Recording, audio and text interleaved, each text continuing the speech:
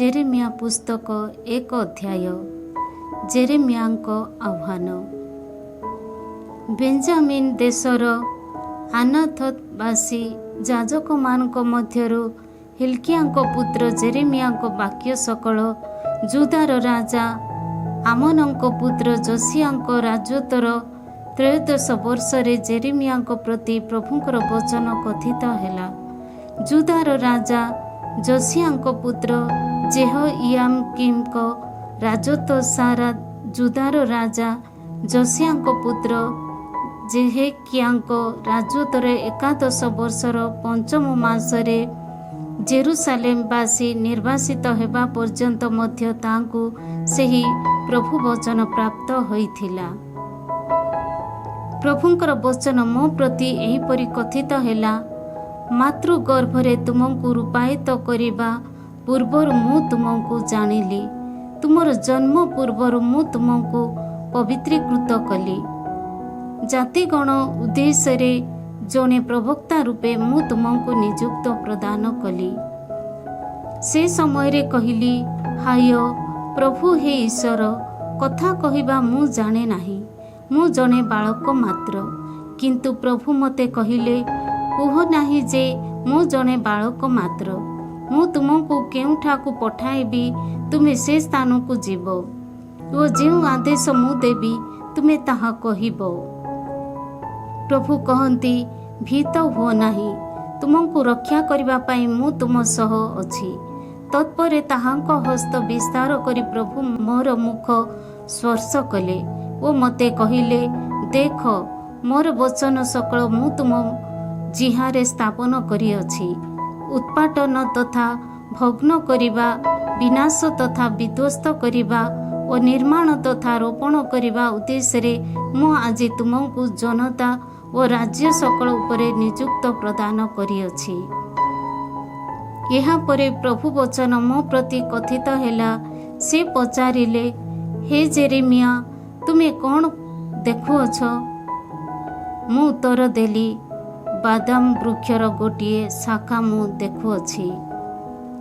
से समय प्रभु मते कहिले, तुमे ठीक देखिअछ, मोर वचन परिपूर्ण पाई उजागर होई मु अपेक्षा करुअछि। प्रभु मते द्वितीय बार पचारिले, तुमे कौन देखुअछ? मु कहिली, मु गोटिए फुटंता पात्र देखुअछि, ताहार मुख भाग उत्तर दिगरु जଳି पड़िछि। तहु प्रभु मते कहिले, एही देशवासी मानकु ग्रास करिबा पाई उत्तर दिगरु अनिष्ट माड़ी आसीबो। प्रभु कहंती, उत्तर दिगस्थ राज्य समूहवासी समस्त गोष्ठी को मु डाकिबी। सेमाने आसी निज निजर सिंहासन को जेरुसालेम रो प्रवेश पथरे चतुर्पार्श्वस्थ प्राचीर सम्मुखरे ओ जुदार समस्त नगरी सम्मुखरे स्थापन करिबे। मोते परित्याग करी सेमानक द्वारा साधित समस्त दुष्टता सकाशे सेमानक विरुद्धरे मु विचार उच्चारण करिबी। सेमाने अन्य देवमानक प्रति धूपार्चना कले ओ सेमानक हस्तकृत कारीगरी सम्मुखरे उपासना कले। किंतु तुमे तुमर कोटि देश भिड़ी दियो। जे समस्त आदेश मु तुमको देवी, उठी ताहा सेमानकु कुह। सेमानक सकाशे तुमे भयकातर हो नाही, नचेत मु तुमको सेमानक सम्मुखरे भय विहल कराइबी। समस्त देश जुदार राजागण, ताहार शासक माने, याजक वर्ग ओ देशवासी विरुद्धरे मु आज तुमको एक दुर्ग विशिष्ट नगरी लोह स्तंभ तथा पितल प्राचीर सदृश स्थापन करिअछि। सेमाने तुम विरुद्धरे संग्राम करिवे, किंतु जययुक्त हेबे नाही। प्रभु कहंती जे तुमको रक्षा करिबा पाई मु तुम सहवर्ती। 2 अध्याय। इस्राएल अविश्वस्तता। प्रभु वचन मो प्रति कथित हैला। से कहिले, जाई जेरुसालेम श्रुति रे घोषणा कर, प्रभु एहिपरि कहंती, तुम यौवन कालर विश्वस्तता बधु सुलभ तुम प्रेम ଓ ଆକର୍ଷଣ ଯୋଗ୍ୟ ସେହି ମରୁପ୍ରାନ୍ତରରେ ତୁମେ ମୋତେ କେଉଁ ଭଳି ଅନୁସରଣ କରିଥିଲ। ଏ ସମସ୍ତ ମୁଁ ସ୍ମରଣ କରେ। ଇସ୍ରାଏଲ ପ୍ରଭୁଙ୍କ ପାଇଁ ଏକ ପବିତ୍ର ଜନ ଓ ତାହାଙ୍କ ଫସଲର ଆଦ୍ୟ ଫଳ ହୋଇଥିଲା। ପ୍ରଭୁ କହନ୍ତି ଯେ ଯେଉଁମାନେ ସେଥିରୁ ଭୋଜନ କଲେ ସେମାନେ ଦୋଷୀ ସାବ୍ୟସ୍ତ ହେଲେ ଓ ସେମାନଙ୍କ ପ୍ରତି ଅନିଷ୍ଟ ଘଟିଲା। ହେ ଯାକୁବଙ୍କ ଗୃହ, ଇସ୍ରାଏଲ ବଂଶ ଅନ୍ତର୍ଗତ, ହେ ସମସ୍ତ ପରିବାର ବର୍ଗ, ପ୍ରଭୁଙ୍କ ବଚନ ଶୁଣ। ପ୍ରଭୁ କହନ୍ତି, ତୁମ ପିତୃପୁରୁଷମାନେ ମୋତେ ତ୍ୟାଗ କରି ଯେପରି ଦୂରେଇ ଯାଆନ୍ତି ଓ ଘୃଣ୍ୟତାର ଅନୁଧାବନ କରି ସେମାନେ ନିଜେ ଯେପରି ଘୃଣ୍ୟ ହୁଅନ୍ତି, ସେଥିସକାଶେ ସେମାନେ ମୋ ଠାରେ କେଉଁ ଦୋଷ ଦେଖିବାକୁ ପାଇଲେ? ସେମାନେ ପଚାରିଲେ ନାହିଁ ଯେ ଇଜିପ୍ଟରୁ ମୁକ୍ତ କରି ମରୁ ପ୍ରାନ୍ତରର ଗହ୍ୱରପୂର୍ଣ୍ଣ ମରୁଡ଼ିଯୁକ୍ତ ତଥା ମୃତ୍ୟୁର ଛାୟାବୃତ ଦେଶ ଓ ପଥିକହୀନ ତଥା ଜନଶୂନ୍ୟ ଦେଶ ଦେଇ ଆମକୁ କଢ଼ାଇ ଆଣିଥିବା ସେହି ପ୍ରଭୁ କାହାନ୍ତି? ତାହାର ଫଳ ମୂଳ ଓ ଉତ୍ତମ ପଦାର୍ଥ ଭୋଗ କରିବା ପାଇଁ ମୁଁ ତୁମମାନଙ୍କୁ ଏକ ସମୃଦ୍ଧିଶାଳୀ ଦେଶକୁ ଘେନି ଆସିଲି। କିନ୍ତୁ ସେ ସ୍ଥାନକୁ ଆସି ତୁମେମାନେ ମୋର ଦେଶ କଳୁଷିତ କଲ ଓ ମୋର ଉତ୍ତରାଧିକାରୀରୁ ଘୃଣ୍ୟ କଲ। ଯାଜକମାନେ ପଚାରିଲେ ନାହିଁ ଯେ ପ୍ରଭୁ କାହାନ୍ତି? ନ୍ୟାୟାଧୀଶମାନେ ମୋତେ ଜାଣିଲେ ନାହିଁ। ଶାସକମାନେ ମୋ ବିରୁଦ୍ଧରେ ବିଦ୍ରୋହ କରି ଉଠିଲେ। ପ୍ରବକ୍ତାମାନେ ବାଲ୍ ନାମରେ ପ୍ରବଚନ ଦେଲେ ଓ ନିଷ୍କ୍ରିୟଜନୀୟ ବସ୍ତୁର ଅନୁଗମନ କଲେ। ପ୍ରଭୁ କହନ୍ତି, ସୁତରାଂ ମୁଁ ତୁମମାନଙ୍କୁ ଆହୁରି ଦୋଷୀ ସାବ୍ୟସ୍ତ କରିବି ଓ ତୁମ ସନ୍ତାନମାନଙ୍କ ସନ୍ତାନ ବର୍ଗକୁ ମଧ୍ୟ ଦୋଷୀ ସାବ୍ୟସ୍ତ କରିବି। ଅତିକ୍ରମ କରି ସାଇପ୍ରସର ଉପକୂଳ ଅଞ୍ଚଳକୁ ଯାଇ ତୁମେମାନେ ଦେଖ, କିମ୍ବା ଲୋକ ପଠାଇ କେଦାର ଦେଶର ସୂକ୍ଷ୍ମ ଭାବେ ଅନ୍ୱେଷଣ କର। ସନ୍ଧାନ କର ଯେ ଏପରି କିଛି ଘଟିଛି କି ନାହିଁ। ଯଦିଓ ସେମାନଙ୍କ ଦେବ ନୁହନ୍ତି, ତଥାପି କୌଣସି ଜନତା କ'ଣ ସେମାନଙ୍କ ଦେବମାନଙ୍କୁ ବଦଳାଇ ଅଛନ୍ତି? କିନ୍ତୁ ମୋର ସୃଜନମାନେ ନିଷ୍କ୍ରିୟଜନୀୟ ବସ୍ତୁ ବିନିମୟରେ ସେମାନଙ୍କ ମହତ୍ଵ ବଦଳାଇଲେ। ପ୍ରଭୁ କହନ୍ତି, ହେ ଆକାଶମଣ୍ଡଳ, ଏଥିସକାଶେ ଭୟଚକିତ ହୁଅ, କମ୍ପିତ ହୁଅ ଓ ସମ୍ପୂର୍ଣ୍ଣ ସ୍ତମ୍ଭୀଭୂତ ହୁଅ। କାରଣ ମୋର ସୃଜନମାନେ ଦୁଇଟି ଅନିଷ୍ଟ କାର୍ଯ୍ୟ କରିଅଛନ୍ତି। ସେମାନେ ମୋତେ ତ୍ୟାଗ କଲେ ଓ ଜନ ରହିପାରୁନଥିବା ଭଗ୍ନକୂପ ଗୁଡ଼ିକ ସେମାନଙ୍କ ପାଇଁ ଖୋଲିଲେ। ଇସ୍ରାଏଲ କ'ଣ ଏକ ଦାସ? ସେ କ'ଣ ଦାସ ସଦୃଶ୍ୟ ଜନ୍ମିତ? ତାହେଲେ ସେ ବା କାହିଁକି ଲୁଣ୍ଠିତ? ସିଂହମାନେ ତା ବିରୁଦ୍ଧରେ ଗର୍ଜନ କଲେ, ଉଚ୍ଚ ସ୍ୱରରେ ଗର୍ଜନ କଲେ। ସେମାନେ ତାହାର ଦେଶକୁ ମରୁପ୍ରାନ୍ତରରେ ପରିଣତ କରିଅଛନ୍ତି। ତାହାର ନଗରୀ ସମୂହ ଜନହୀନ ହୋଇଛି। ଅଧିକନ୍ତୁ ମେମ୍ଫିସ୍ ଓ ତାହାପାନେସ୍ ବାସୀମାନେ ତୁମ ମସ୍ତକ ମୁକୁଟ ଭଗ୍ନ କରିଅଛନ୍ତି। ଯାତ୍ରା ପଥରେ ଯିଏ ତୁମ ନେତୃତ୍ୱ ନେଇଥିଲେ, ସେହି ପ୍ରଭୁ ତୁମ ଈଶ୍ୱରଙ୍କୁ ଉପେକ୍ଷା କରିଥିବା ଫଳରେ କ'ଣ ତୁମେ ନିଜେ ତୁମ ପ୍ରତି ଏହା ଘଟାଇ ନାହଁ? ଅତଏବ ନୀଳ ନଦୀର ଜଳ ପାନ କରିବା ପାଇଁ ଇଜିପ୍ଟକୁ ଗମନ କରିବା ଯୋଗୁଁ ବର୍ତ୍ତମାନ ତୁମର କି ଲାଭ? ଅଥଚ ୟୁଫ୍ରଟିସ୍ର ଜଳ ପାନ କରିବା ପାଇଁ ଆସିରିଆକୁ ଯାତ୍ରା କରିବା ଯୋଗୁଁ ତୁମର କି ଲାଭ? ତୁମର ଦୁଷ୍ଟତା ତୁମକୁ ଶାସ୍ତି ଦେବ ଓ ତୁମ ଅବିଶ୍ୱସ୍ତତା ତୁମକୁ ତିରସ୍କାର କରିବ।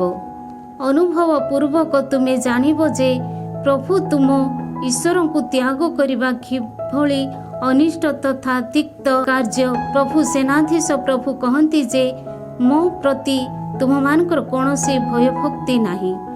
ତୁମେ ତହୁଁ ପୂର୍ବରୁ ତୁମ ଜୁଆଳି ଭଗ୍ନ କଲ ଓ ତୁମ ବନ୍ଧନ ଛିଣ୍ଡାଇ ଦେଲ। ତୁମେ କହିଲ, ମୁଁ ସେବା କାର୍ଯ୍ୟ କରିବି ନାହିଁ।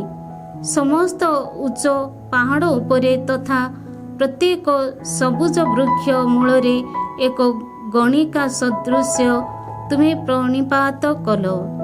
ତଥାପି ଏକ ମନୋନୀତ ଦ୍ରାକ୍ଷାଲତା ସଦୃଶ୍ୟ ମୁଁ ତୁମକୁ ରୋପଣ କଲି, ତାହେଲେ ତୁମେ ବା କିପରି ଏକ ନିକୃଷ୍ଟ ବନ୍ୟ ଦ୍ରାକ୍ଷାଲତାରେ ପରିଣତ ହେଲ?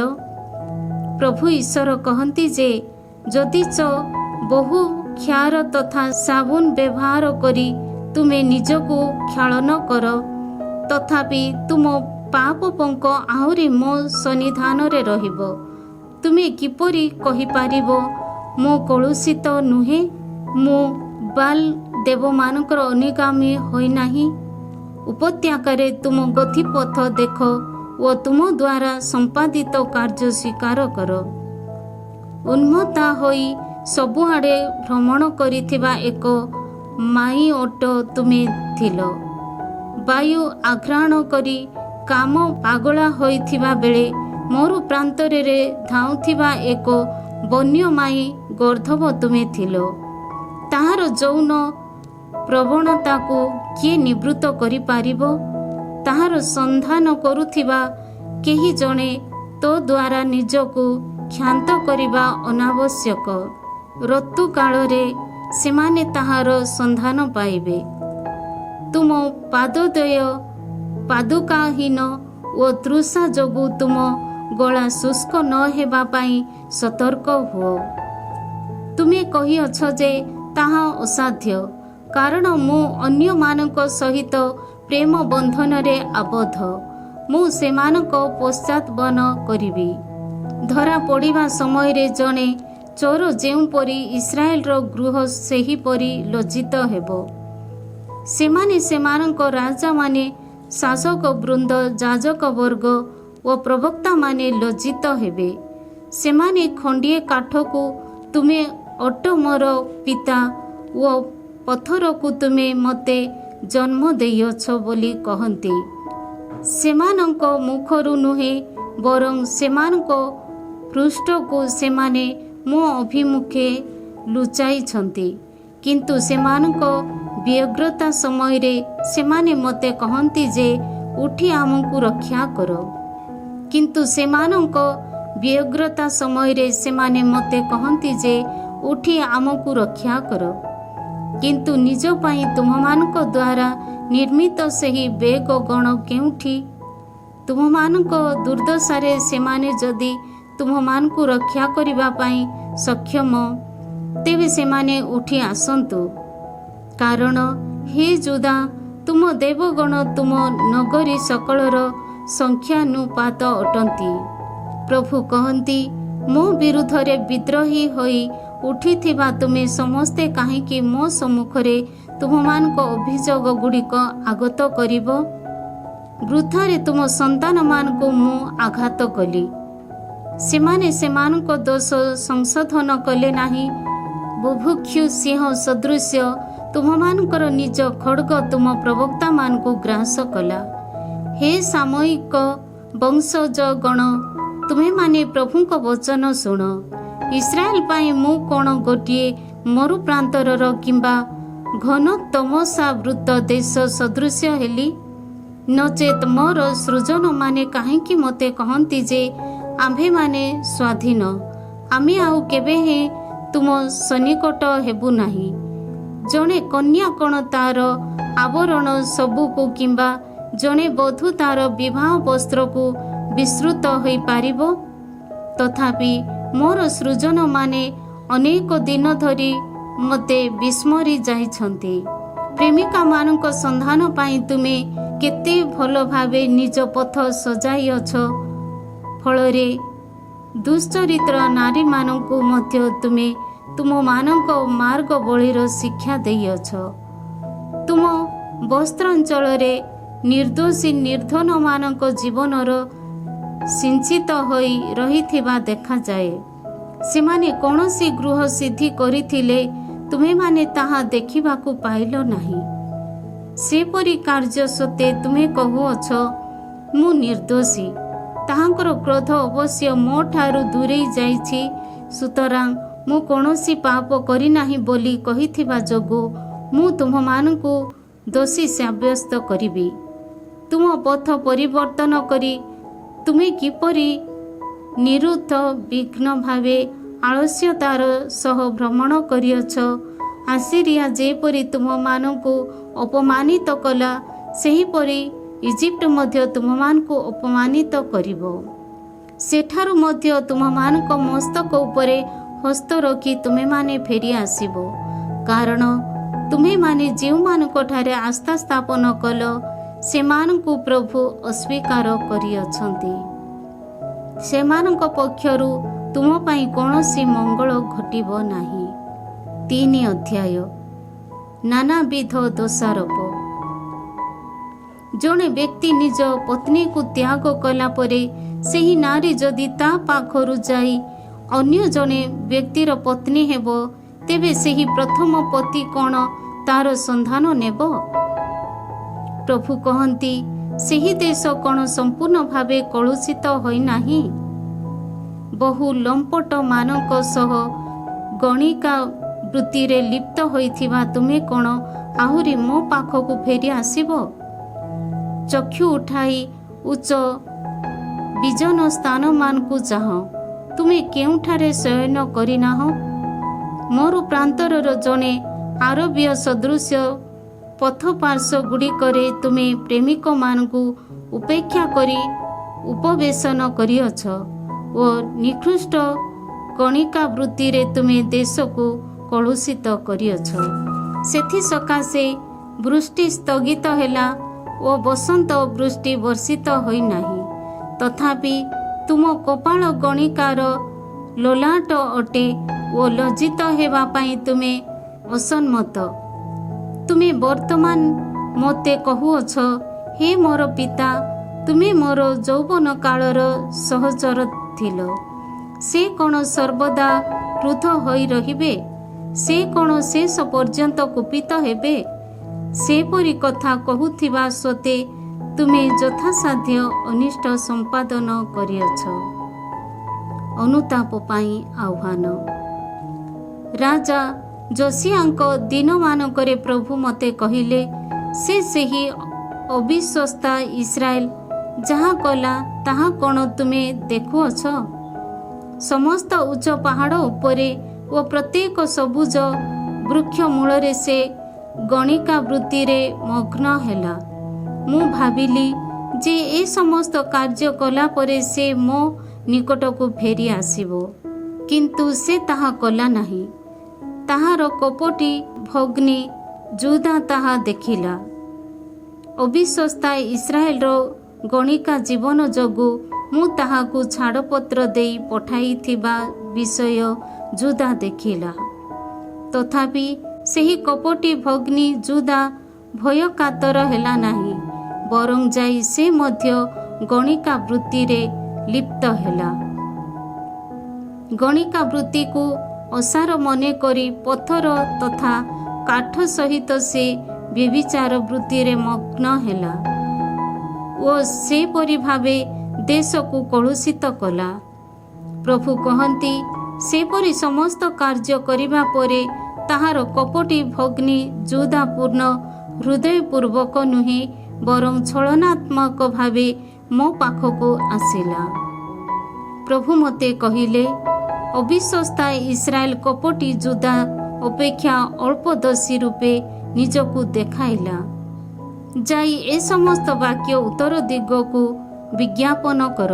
प्रभु कहती हे अविश्वस्ता इस्राएल फेरी आस। क्रोधर सह मु तुमको चाहिबी नाही, कारण प्रभु कहती मु दयालु। प्रभु तुम ईश्वरଙ୍କ विरुद्धरे तुमे विद्रोह कल। तुमर प्रत्येक सबुज वृक्ष मूलरे तुमे निजको अन्य देवमानक उद्देश्य रे समर्पण कल ओ तुमे मोर अनुगत हेल नाही। प्रभु कहती जे तुमर एही दोष तुमे स्वीकार कर। प्रभु कहती हे अविश्वस्त संतान माने फेरी आस, कारण मु अटे तुम्हानकर प्राणेश्वर। गोटे नगरी जनकु ओ गोटे कुटुंबरू 2 जनकु मनोनीत करी मु तुम्हानकु सियन को घेनी आसीबी। जो माने मोर अभीष्ट साधन करती तदनुरूप पालक मानकु मु तुम्हानकु प्रदान करिबी। ज्ञान तथा विवेकपूर्वक सेमानଙ୍କୁ ତୁମମାନଙ୍କୁ ଆପ୍ୟାୟିତ କରିବେ। ପ୍ରଭୁ କହନ୍ତି, ଦେଶରେ ତୁମେମାନେ ଯେବେ ବହୁ ସଂଖ୍ୟାରେ ପରିବର୍ତ୍ତିତ ତଥା ବୃଦ୍ଧିପ୍ରାପ୍ତ ହୋଇଥିବ, ତେବେ ତୁମେମାନେ ପ୍ରଭୁଙ୍କର ବ୍ୟବସ୍ଥା ସିନ୍ଧୁକ ବୋଲି କିଛି କହିବ ନାହିଁ। ସେମାନେ ସେ ସମ୍ବନ୍ଧରେ ଚିନ୍ତା କରିବେ ନାହିଁ, ସ୍ମରଣ କରିବେ ନାହିଁ କିମ୍ବା ତାହାର ଅନୁପସ୍ଥିତି ସମ୍ପର୍କରେ ଚିନ୍ତିତ ହେବେ ନାହିଁ। ତାହା ପୁନରାୟ ନିର୍ମିତ ମଧ୍ୟ ହେବ ନାହିଁ। ସେ ସମୟରେ ଜେରୁସାଲେମ ପ୍ରଭୁଙ୍କ ସିଂହାସନ ରୂପେ ଅଭିହିତ ହେବ। ସମସ୍ତ ଜାତି ଜେରୁସାଲେମରେ ପ୍ରଭୁଙ୍କ ସନ୍ନିଧାନରେ ଏକତ୍ରିତ ହେବେ ଓ ସେମାନେ ଆଉ କେବେ ଅନମନୀୟ ଭାବେ ସେମାନଙ୍କୁ ଦୁଷ୍ଟ ହୃଦୟାଭିଳାଷର ଅନୁସରଣ କରିବେ ନାହିଁ। ସେହି ଦିନରେ ଜୁଦାର ଗୃହ ଇସ୍ରାଏଲର ଗୃହ ସହିତ ସମ୍ମିଳିତ ହେବେ। ଉଭୟ ଉତ୍ତରରୁ ଯାତ୍ରା କରି ତୁମ ପିତୃପୁରୁଷମାନଙ୍କୁ ଯେଉଁ ଦେଶ ମୁଁ ଉତ୍ତରାଧିକାର ରୂପେ ପ୍ରଦାନ କଲି, ସେହି ଦେଶକୁ ସେମାନେ ଆସିବେ। ମୁଁ ଆଲୋଚନା କଲି ଯେ ମୋର ପୁତ୍ରମାନଙ୍କ ମଧ୍ୟରେ ମୁଁ ତୁମକୁ କେଉଁଭଳି ଅଧିବାସ କରାଇବି ଓ ଜାତିମାନଙ୍କ ଦ୍ୱାରା ଅଧିକୃତ ସମସ୍ତ ଦେଶ ମଧ୍ୟକୁ ଯାହା ଅତି ମନୋରମ, ସେହି ଦେଶକୁ ଉତ୍ତରାଧିକାର ରୂପେ ମୁଁ ତୁମମାନଙ୍କୁ କିପରି ପ୍ରଦାନ କରିବି। ମୁଁ ଭାବିଲି ଯେ ତୁମେମାନେ ମୋତେ ସମ୍ବୋଧନ କରିବ, ହେ ମୋର ପିତା, ଓ ମୋର ଅନୁସରଣରୁ ତୁମେମାନେ ବିମୁଖ ହେବ ନାହିଁ। ପ୍ରଭୁ କହନ୍ତି, ହେ ଇସ୍ରାଏଲ ଗୃହ, ଅବିଶ୍ୱସ୍ତା ପତ୍ନୀ ଯେପରି ତାର ପତିକୁ ତ୍ୟାଗ କରେ, ସେହିପରି ତୁମେମାନେ ମଧ୍ୟ ମୋ ନିକଟରେ ଅବିଶ୍ୱସ୍ତ ହୋଇଅଛ। ଉଚ୍ଚ ବିଜନ ପାହାଡ଼ ସକଳଠାରୁ ଏକ ସ୍ୱର ଶୁଣାଯାଏ। ଇସ୍ରାଏଲର ସନ୍ତାନମାନଙ୍କ ବିଳାପ ତଥା ଯାତନାର ସ୍ୱର ଉତ୍ଥିତ ହୁଏ। ସେମାନେ ପଥରେ ବିହାର କରି ସେମାନେ ପ୍ରଭୁ ସେମାନଙ୍କ ଈଶ୍ୱରଙ୍କୁ ବିସ୍ମୃତ ହୋଇଛନ୍ତି। ହେ ଅବିଶ୍ୱସ୍ତ ସନ୍ତାନମାନେ, ଫେରିଆସ, ତୁମର ଅବିଶ୍ୱସ୍ତତାକୁ ମୁଁ ଆରୋଗ୍ୟ କରିବି। ଦେଖ, ଆମ୍ଭେମାନେ ତୁମ ସମୀପକୁ ଆସିଅଛୁ, କାରଣ ତୁମେ ଅଟ ପ୍ରଭୁ ଆମ ଈଶ୍ୱର। ବାସ୍ତବତଃ ପାହାଡ଼ ସକଳ ତଥା ପର୍ବତମାନଙ୍କରେ ସଂଗଠିତ ମନ୍ଦିରୋତ୍ସବ କେବଳ ମାୟାମୟ। କେବଳ ପ୍ରଭୁ ଆମ ଈଶ୍ୱର ଇସ୍ରାଏଲର ପରିତ୍ରାଣ ଅଟନ୍ତି। ମେଷ ତଥା ଗୋପଲ ପୁତ୍ର ତଥା କନ୍ୟାଗଣ ପ୍ରଭୃତି ଯାହା ସବୁ ପାଇଁ ଆମ ପିତୃପୁରୁଷମାନେ ପରିଶ୍ରମ କରିଥିଲେ, ସେ ସମସ୍ତକୁ ଆମ୍ଭମାନଙ୍କର ଯୌବନ କାଳରୁ ଏକ ଲଜ୍ଜାଜନକ ବସ୍ତୁ ଗ୍ରାସ କରିଅଛି। ଲଜ୍ଜିତ ହୋଇ ଆମ୍ଭେମାନେ ଶୟନ କରିବା, ଆମର ଅପମାନ ଆମକୁ ଆଚ୍ଛାଦନା କରୁ। ଆମେ ଓ ଆମ ପିତୃପୁରୁଷମାନେ ଯୌବନ କାଳରୁ ଆହୁରି ପ୍ରଭୁ ଆମ ଈଶ୍ୱରଙ୍କ ବିରୁଦ୍ଧରେ ପାପ କଲୁ ଓ ପ୍ରଭୁ ଆମ ଈଶ୍ୱରଙ୍କର ଅନୁଗତ ଆମେ ହେଲୁ ନାହିଁ।